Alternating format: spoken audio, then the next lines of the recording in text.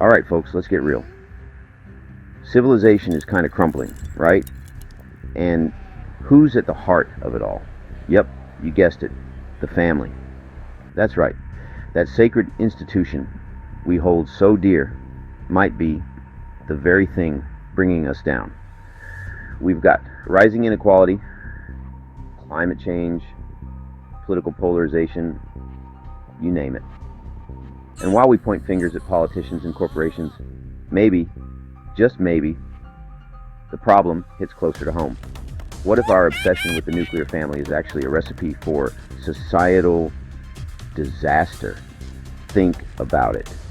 We've created these isolated units, fiercely protective of their own, often at the expense of the collective good. We're so busy curating our perfect little family bubbles that we've forgotten how to be part of something bigger. So, buckle up, Buttercup. We're about to dissect the modern family and see how we got here. Spoiler alert, it ain't pretty. Let's start with the image we're bombarded with. The perfect family. 2.5 kids, a dog named Spot, annual trips to Disneyland. It's all sunshine and rainbows, right? Wrong. This manufactured ideal sets us up for failure. It ignores the messy, complex realities of actual families, the financial struggles, the communication breakdowns, the existential dread of another Tuesday night spent arguing over whose turn it is to empty the dishwasher.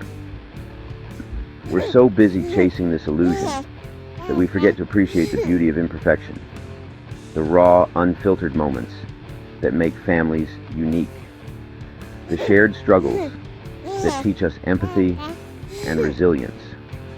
By clinging to this unattainable ideal, we create a breeding ground for shame and inadequacy.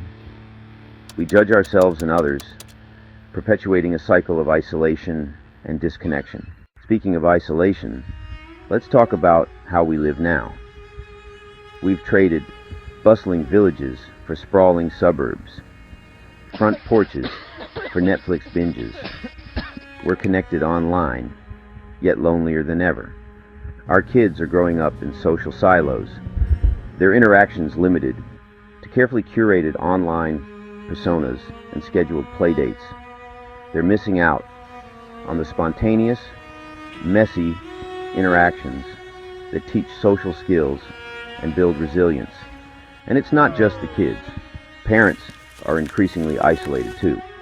Gone are the days of shared childcare, potluck dinners, and genuine community support. We're all just trying to survive the daily grind, often with little to no help. This isolation has consequences. It breeds fear, mistrust, and apathy. It makes us more susceptible to manipulation and less likely to engage in collective action. In short, it's eroding the very fabric of society. Section 4. Remember villages? Yeah, we used to have those.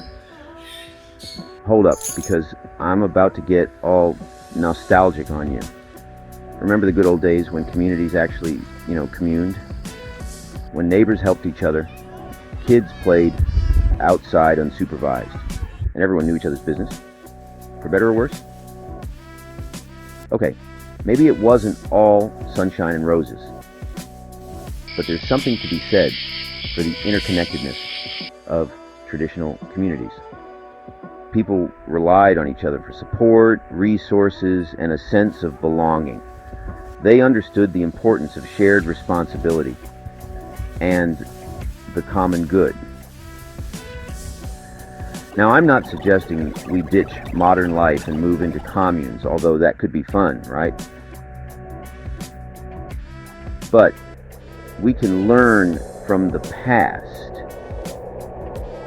We can prioritize building strong, supportive communities where families feel connected and supported, not isolated and alone. Section 5. Me, myself, and my offspring, the ego epidemic. Let's address the elephant in the room, the rampant individualism that's infected modern families. We're obsessed with personal achievement, self-fulfillment, and curating the perfect Instagram feed. Now, there's nothing wrong with self-improvement, but when it comes at the expense of our connections with others, we've got a problem. When we prioritize our own needs and desires above the needs of our communities, we create a society that's fractured and unsustainable. This ego-driven approach to family life is creating a generation of entitled, self-absorbed individuals who lack empathy and social responsibility. We're raising little emperors and empresses who expect the world to revolve around them. Section 6. The high cost of going solo. This me-first mentality comes at a cost. When families retreat into their isolated bubbles, communities crumble. We become disconnected from our neighbors, our environments, and the issues that affect us all. This isolation makes us more vulnerable. It breeds fear, mistrust, and apathy. It makes us less likely to engage in civic life, volunteer our time, or even just check in on our elderly neighbors. The result? A society where people are increasingly isolated, lonely, and distrustful of each other. A society where social problems fester and worsen because no one feels responsible for addressing them. We're all in this together, remember? Or have we forgotten that amid our quest for the perfect family selfie? Section 7. Reclaiming our humanity. Building bridges, not walls. So, how do we fix this hot mess? How do we reclaim our humanity and rebuild a sense of community in this fragmented world? It starts with small steps. Reach out to your neighbors. Organize a street party. Volunteer at your kids' school. Join a local community group. Let's ditch the curated perfection and embrace the messy reality of being human. Let's teach our children the importance of empathy, compassion, and social responsibility. Let's remind ourselves that we're part of something bigger than our individual families. It's time to stop thinking of ourselves as isolated units and start acting like the interconnected community we truly are. Because when families thrive, communities thrive. And when communities thrive, civilization just might stand a chance. So go ahead, put down your phone, step outside your front door, and connect with someone.